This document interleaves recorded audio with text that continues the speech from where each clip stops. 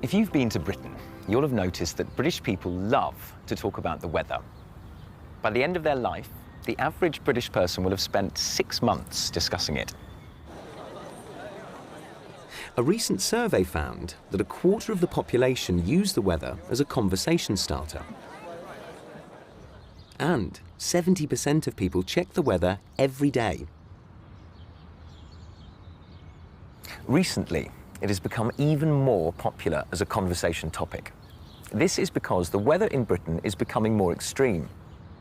In 2013, the country had the coldest spring in 50 years, and 2012 was the wettest year since records began. But in reality, this spell of severe weather is nothing compared to the droughts, torrential rain, and devastating storms experienced in other parts of the world. Compared to other countries, the British weather is still quite mild.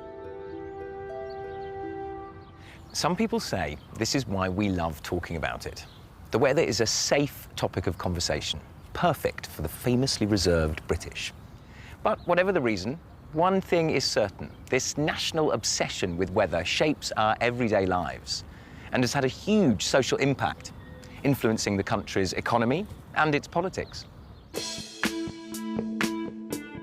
In 2011, the British Chancellor, George Osborne, blamed the weather for the country's disappointing economic performance, because the winter of 2010 had been the coldest and snowiest in decades. He wasn't the first politician to blame the weather. The former Prime Minister, Gordon Brown, had also used the cold weather as an excuse when the economy wasn't doing well. Rain has also had an effect. In 2012, heavy rain contributed to the very slow growth of the British economy. People stopped going out to buy things in shops, eat in restaurants, or socialise in pubs and cafes. Instead, they stayed at home and kept their money in their pockets.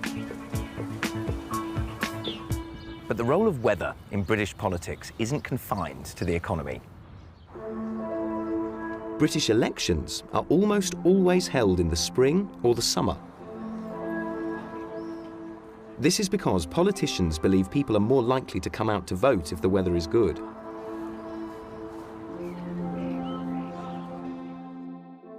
Some experts say that the weather is why the UK has never had a revolution. Britain's mild weather means the country doesn't suffer from the extreme heat or extreme cold, which can often cause food shortages, which in turn often lead to rebellion. The British weather has also shaped British culture, and it's a constant theme in both literature and art. Many of the great British artists, such as Turner and Constable, found inspiration in Britain's weather. It appears in many famous British plays, books and poems, and features heavily in the work of the country's most famous writer, William Shakespeare.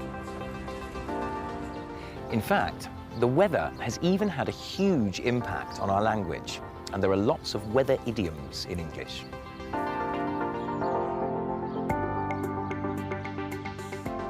If you say you are under the weather, it means you're ill.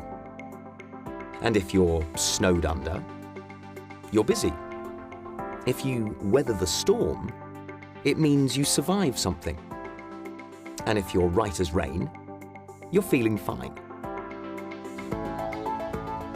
Come rain or shine, the British will always have something to say about the weather. It's part of our daily lives and has influenced who we are, how we live, and how we express ourselves.